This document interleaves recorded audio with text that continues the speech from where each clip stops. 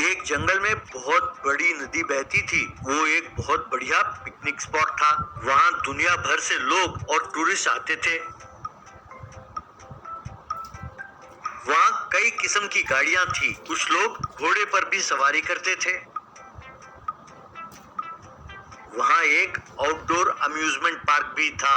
बच्चे वहाँ खेलते थे और मौज मस्ती करते थे। वहाँ बहुत सारे ठेले थे और उनमें कई किस्म के वस्तुएं बेचा करते थे, जैसे पेप्सी, सोडा, कोक, आइसक्रीम वगैरह।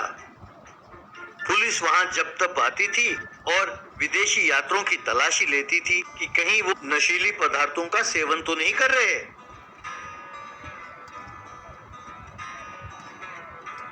एक दिन वहाँ दो व्यक्ति आए। उनका नाम था ढोलू और बोलू।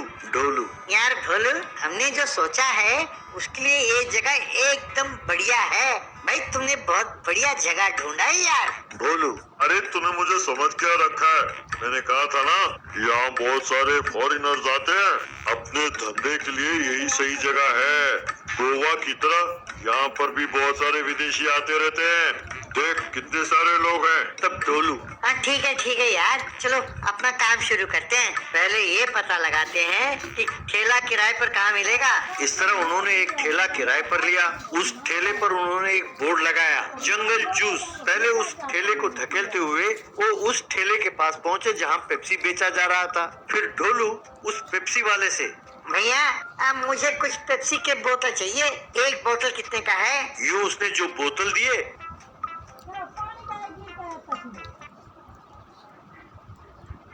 उसे अपने ठेले पर रखा। यूं सारे ठेलों से उसने ice cream, fruit salad, Coke, Sprite, ice cubes सब उसने अपने ठेले पर सजाया। ये सब देखकर दूसरे ठेले वालों को समझ में नहीं आया कि ये कर क्या रहे हैं। एक ठेले वाला: भैया तुम दोनों हो कौन और हम सब से ये सब खरीद कर आप लोगों ने अपने ठेले में क्यों रखा है? और ये बोर्ड लगाया जंगल जूस, ये है क्या चीज? तब ढोलू: हम भी आपकी तरह धंधा करने आए हैं। आप लोगों से जो हमने वस्तुएं खरीदी हैं, इसी से हम एक जूस बनाएंगे और बेचेंगे। उसी का नाम जंगल जूस है, यानी वन रस। इसे पीकर लोग जंगली जानवरों की तरह चिंघाड़ने लगेंगे। ये केवल हम दोनों ही जानते हैं कि ये जूस बनाते कैसे हैं। इस तरह ढोलू ने एक प्लास्टिक कैन पकड़ा अपने हाथों में और गोलू उसमें पेप्सी, स्प्राइट और दूसरे सब जूस मिलाने लगा और ढोलू एक कड़छी से उन सारे जूसों को मिलाने लगा। इस तरह वहाँ जंगल जूस बनकर तैयार हुआ। अब ढोलू: आओ भाई आओ, जंगल जूस पियो। एक बार पियोगे तो बार बार मांगोगे। तब भोलू: Come on foreigners, this is a magical juice. This is exclusively for you. Come and enjoy this divine taste. यूं सब आकर वो जूस पीने लगे। वो जूस पीने के बाद सब झूमने लगे और नाचने लगे। यूं लग रहा था मानो वो सब नशे में हैं और सब एक और ग्लास जूस दो भाई कहकर और ग्लास जूस लेकर पीने लगे।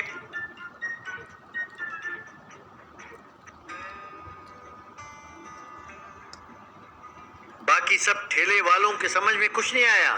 सब देखते रह गए। यूं हर रोज वो अपने ठेले को लेकर आते थे और दूसरे ठेले वालों से वो जूस खरीदते थे। उन्हें मिलाकर वो जंगल जूस तैयार करते थे, फिर उसे बेचते थे। लोग उस जूस को पीकर झूमते हुए, नाचते हुए, गाते हुए वहाँ मौज मस्ती करते। ये सिलसिला चलता रहा। दूसरे ठेले वालों के पास कोई ग्राहक नहीं गया तो उनका धंधा एकदम ठप पड़ गया। तब उन्हें गुस्सा आया। वो सब मिलकर पुलिस स्टेशन गए और एसआई से इन दोनों के खिलाफ शिकायत की। एसआई: कोल्ड ड्रिंक पीकर नाचते हैं, ये क्या कह रहे हो तुम लोग? ठीक है तुम लोग जाओ और हाँ, किसी को पता ना चले कि तुम लोग यहाँ आकर शिकायत करके गए हो कहकर उन्हें भेज दिया। बाद में सब पुलिस वाले एक पेड़ के पीछे जा छिपे और डोलू और भोलू को जूस बनाते हुए देखने लगे। तब उन्होंने देखा कि डोलू और भोलू उस जूस में नशीली पदार्थ मिला रहे हैं।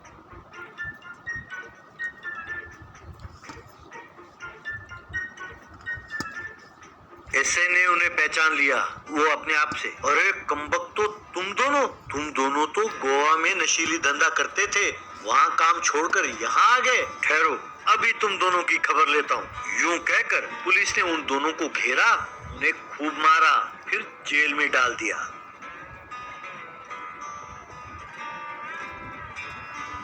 बांद्रा में बिना कोई काम काज करे बेकार के दो युवक घूमते रहते थे। उनका नाम था रमेश और सुरेश। रमेश के पिता एक मछुआरा हुआ करते थे, तो सुरेश के पिता मजदूरी का काम करते थे। लेकिन ये दोनों घर से पैसे लेकर ऐश करते थे और समय बर्बाद करते रहते थे।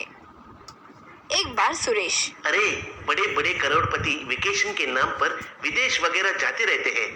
वैसे तो हम नहीं जा सकते ना, इसलिए कुछ नया सोचकर करते हैं। यूं कहा तो रमेश, एक काम करते हैं रे, समुद्र के बीच एक द्वीप है, वहाँ पर जाकर पिकनिक मनाते हैं। फिर वहाँ फोटोज लेकर बैंकॉक या मॉरिशस गए हो ऐसा झूठे पोस्ट डालेंगे।